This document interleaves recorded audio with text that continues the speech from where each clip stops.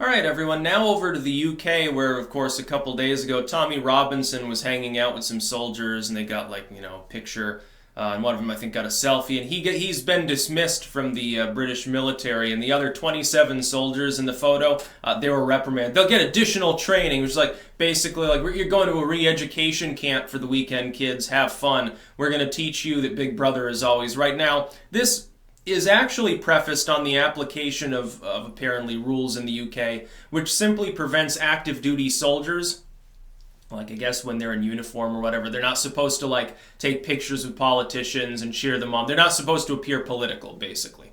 So on that token, it's like, yeah, this was a pre-existing, it's not like the Tommy Robinson rule, but is it really evenly applied?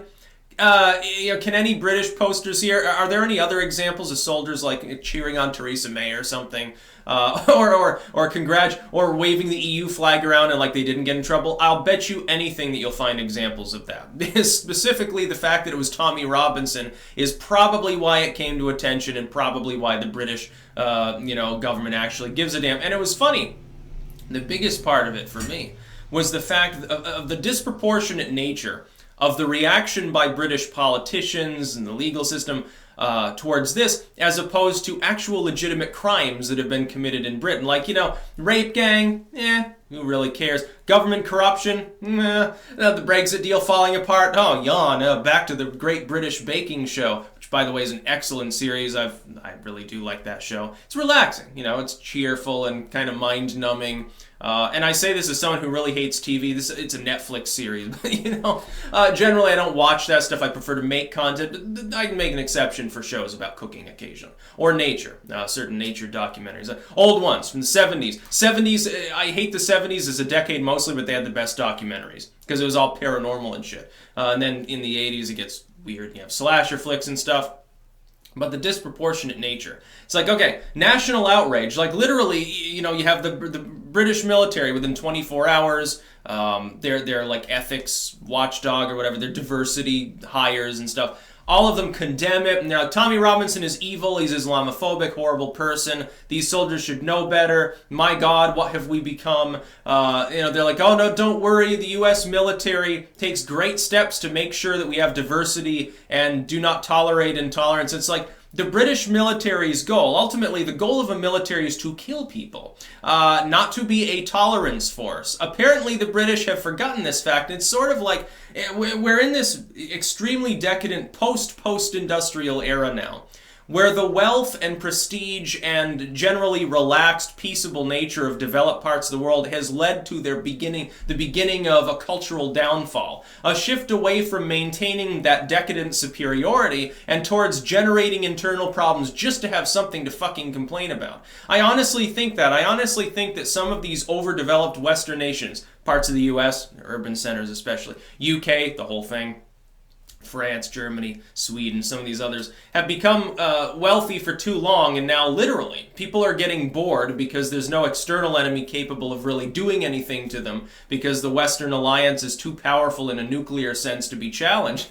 And so they're actually generating their own problems, finding things to bitch about. Including stuff like this. Oh my God, Tommy Robinson, what a horrible man. No, Tommy Robinson is a martyr who you railroaded into prison, muzzling the entire British press for several days, such that people like me who aren't even in your rainy island had to report on it in order for people there to know what was going on, after getting leaked details of what was going on from people there who didn't mind the fact that they were apparently themselves risking a big fine or jail time of their own. And then he gets transferred to a prison where he was likely to be attacked, apparently was harassed the whole time. Then he gets freed because the charges were bullshit. And I said, by the way, that it should happen and that the charges were bullshit. And a lot of British people jumped down my throat and said, no. He was recording a trial venue. He's not supposed to do that.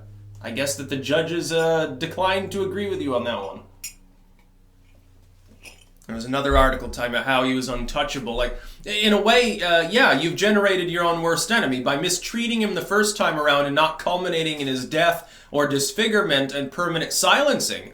You've ensured that you've got a person out there that if you ever harass him again by trying to drag him into the gulag for reporting on the wrong trial or saying the wrong thing, It's like a martyrdom. And he's got millions of fans now in other countries too that in some cases didn't know he existed before. I guarantee a lot of the people who are like Tommy Robinson didn't even know who he was before that case. A lot of them didn't. I did, but you know, I'm politically cued in because I have to do this for a living.